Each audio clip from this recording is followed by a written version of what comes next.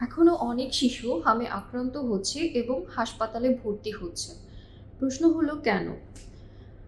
বিভিন্ন হাসপাতালে জরিপ চালিয়ে যেটি বোঝা গিয়েছে, বেশিরভাগ শিশুই হামের টিকা নেয়নি, কিন্তু তারা হামের টিকা নেওয়ার বয়সে পৌঁছে গিয়েছিল এবং সুযোগ থাকা সত্ত্বেও তারা সে টিকাটি পায়নি। এতে করে কি হচ্ছে?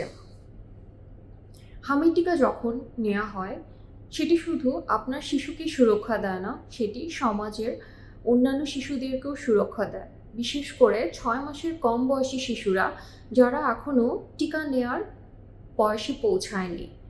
এই অবস্থাটিকে আমরা বলি হার্ড ইমিউনিটি। হাম একটি অত্যন্ত সংক্রামক রোগ।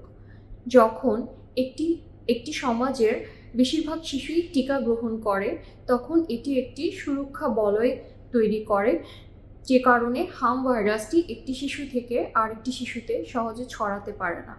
এতে করে ৬ মাসের কম বয়সী শিশুরা, যাদের এখনও হামের টিকা নেওয়ার সুযোগ হয়নি বা সময় হয়নি, তারাও সুরক্ষিত থাকে।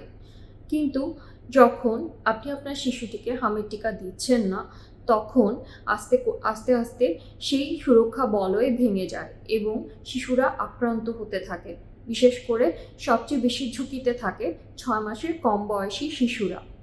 তাই হামের টিকা শুধু আপনার শিশুর সুরক্ষার জন্য না, এটি একটি সামাজিক দায়িত্ব।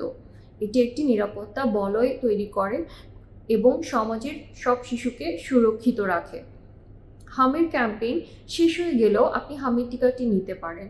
আপনার শিশুর বয়স যদি ৬ মাস থেকে ৫ বছর হয়ে থাকে, তাহলে অবশ্যই নিয়মিত টিকাদান কেন্দ্রে যোগাযোগ করে হামের টিকাটি নিয়ে নিন।